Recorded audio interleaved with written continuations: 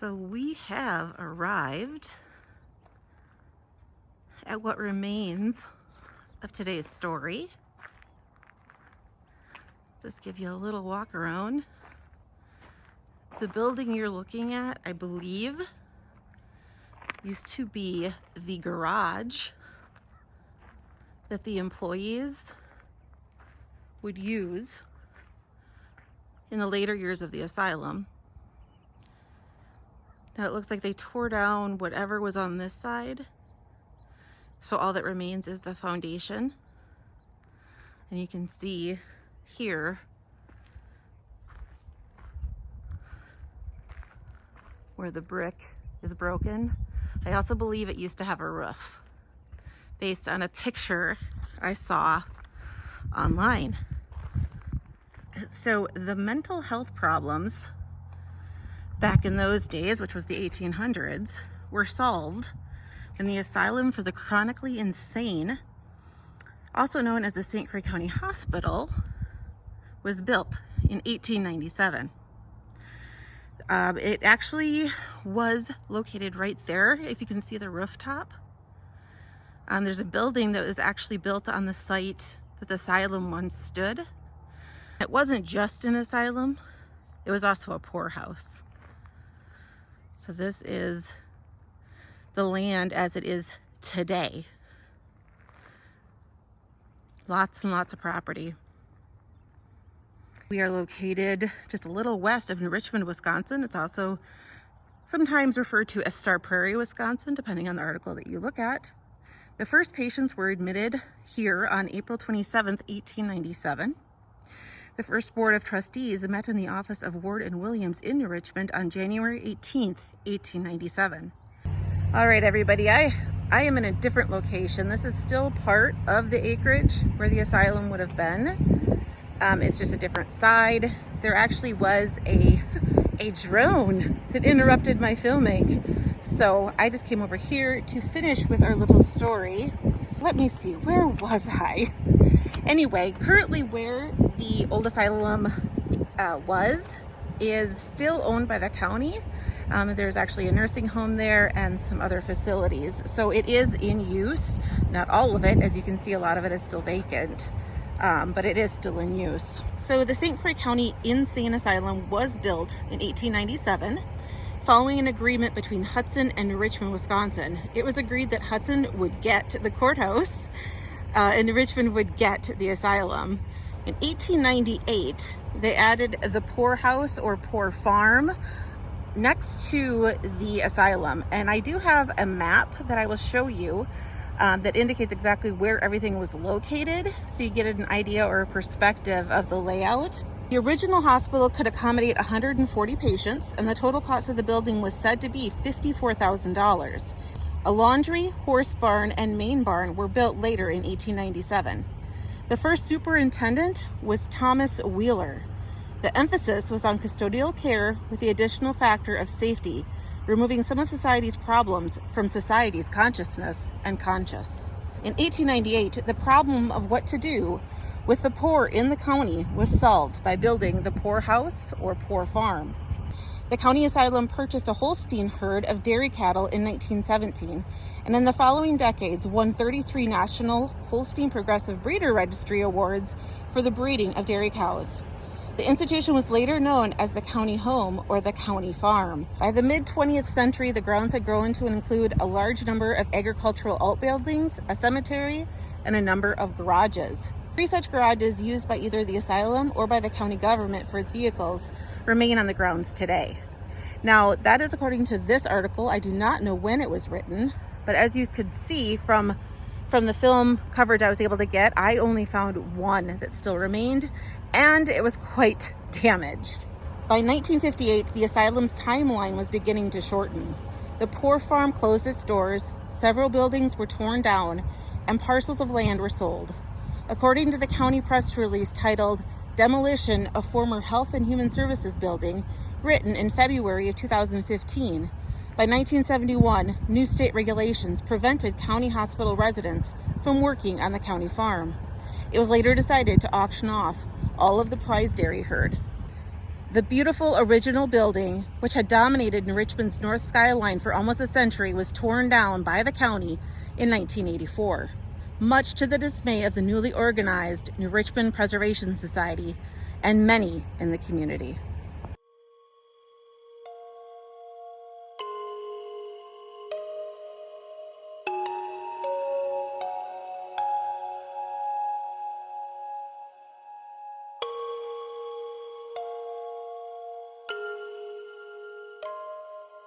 I have moved locations again, and you can see I found, I believe, 2 more foundations of the original insane asylum or poorhouse. I'm not sure which it was attached to, but they are definitely on this property and look to be part of it at one time.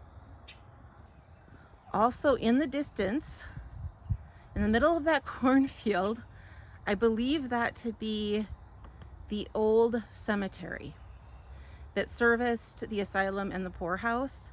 Now, my understanding is there is not road access to that cemetery, but I'm gonna see how close we can get to it. Currently, I am actually standing in the new part of the cemetery. Yes, it is divided by this cornfield.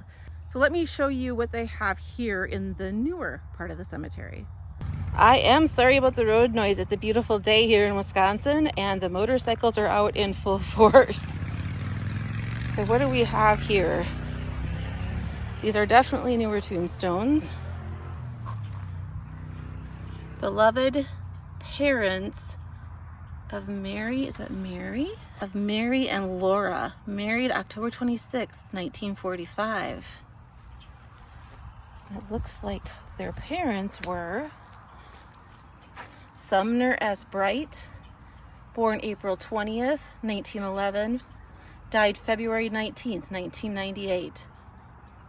They were the health center administrator from 1965 until 1976. And over here, we have Idella S. Weiberg Bright, born July 8th, 1923, died June 27th, 2006, assistant administrator from 1965 until 1970. So as we walk over here, it is all marked with crosses. And what I found interesting in researching the asylum is that different records indicated different things. For example, some sources say the asylum was known for its poor conditions and treatment of patients. Patients were subjected to inhumane treatment, including physical restraints, isolation, and lobotomies. The asylum was plagued with overcrowding, poor sanitation, and inadequate staffing. So that sounds pretty bad, like they were not treated well. But yet I come across another source that says that the asylum was known for its innovative treatment approaches, including the use of occupational therapy, recreational therapy, and art therapy. It also had a strong focus on rehabilitation, reintegration into society, with many patients being able to return to their communities after receiving treatment. So that's quite interesting how different people have different ideas. Well, these are interesting. These are all metal crosses.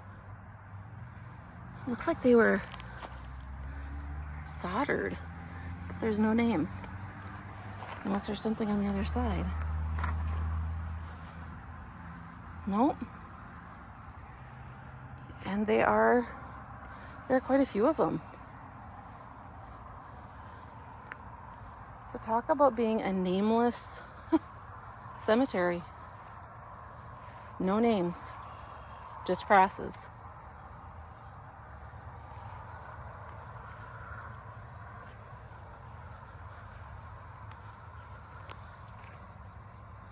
And they look to be newer crosses.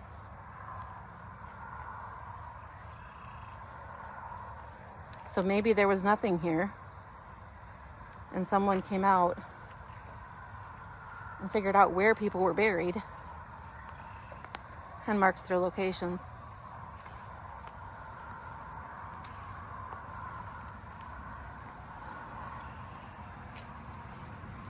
Ah, okay. Here we go. Look at this, guys. Number 8. That would have been the original tombstone. Isn't that sad?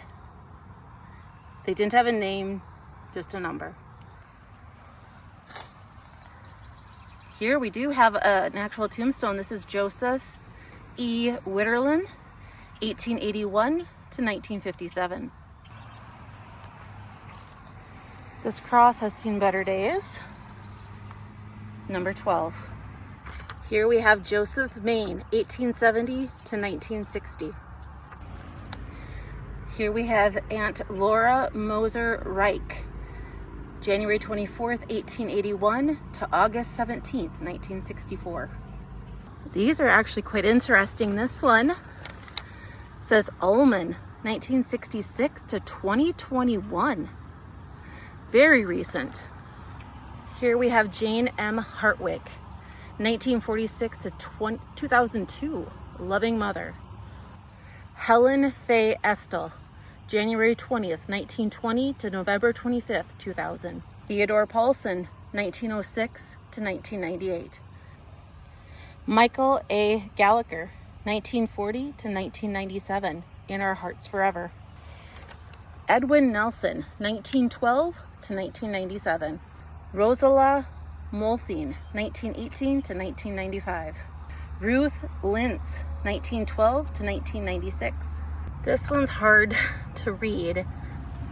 It looks like 1890 something. Gosh, I'm not sure. I'll probably see it better on video when I play it back. But there is a little cross embedded in the concrete. You have a couple more of those fancy crosses. This is Teepee or Tepe, 1949 to 2021. And this is Sternberg, 1955 to 2021. This is truly sad, y'all. This is some remnants from the asylum and poorhouse. You can see there's a building there, foundation there. Let's explore a little. I believe the old cemetery is over there. People just leave their trash. Look at this. Oh my gosh. Yeah, I don't know. There's like 3 of these. They're hexagonal. Hexagonal foundations with huge screws. Look at those suckers. Huge screws. And then there's this. I'm not sure what this was either. Crazy. This is the most intact of the buildings. You can see the swallows have had a field day with nesting up there. Oh, this is power. Okay, I'm gonna try not to show you the graffiti because it's nasty. This was something for power. Oh, look at that. See all the grounding? Yeah. So all the conduits are bonded with that ground. So some kind of electrical. This yeah, they did have a maintenance building on the map. This must be the maintenance building. It said what kind of power. I'm guessing this was all switch gear. You know, looks like they, disconnects. with the black, it looks like coal was burned in here. Wasn't it? No, I was just guessing somebody's had a few fires. Well, yeah. Mattresses and couches and things. There have been some naughty people. Very naughty people. There's more power conduits there. It's just funny how it was quite a distance away from the actual asylum and poorhouse. So to give you an idea of proximity, that roof right there, that would have been where the original asylum was, although it was a taller building. And then right where this pole is, that's where I was filming. So one of the original buildings is behind that pole. Definitely holding water. Look at that. It's like turned itself into a pond. I don't know what this used to be, but the foundation was deep. So it was dug down. And there's actually like electrical something or something here. I'm not sure. There's a light. Yeah, a light. And the lights are all the way down. So I'm not exactly sure what this was for. This looks to be like a driveway of some sort.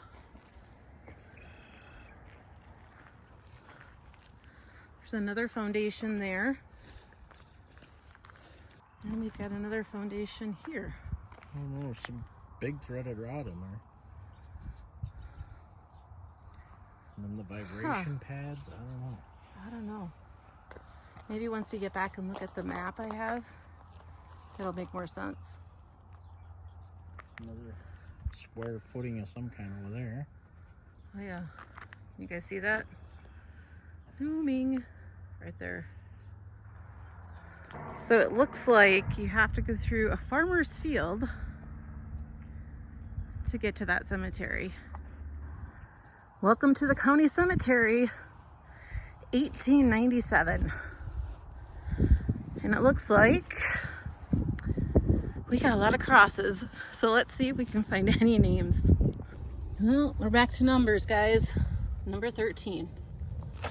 Number 12. Only have a name.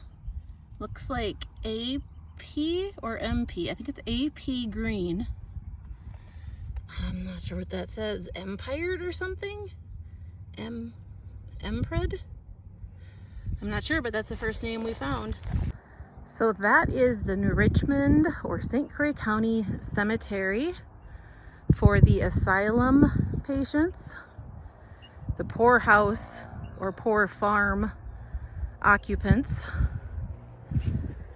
and some other people that I will talk about in our next video.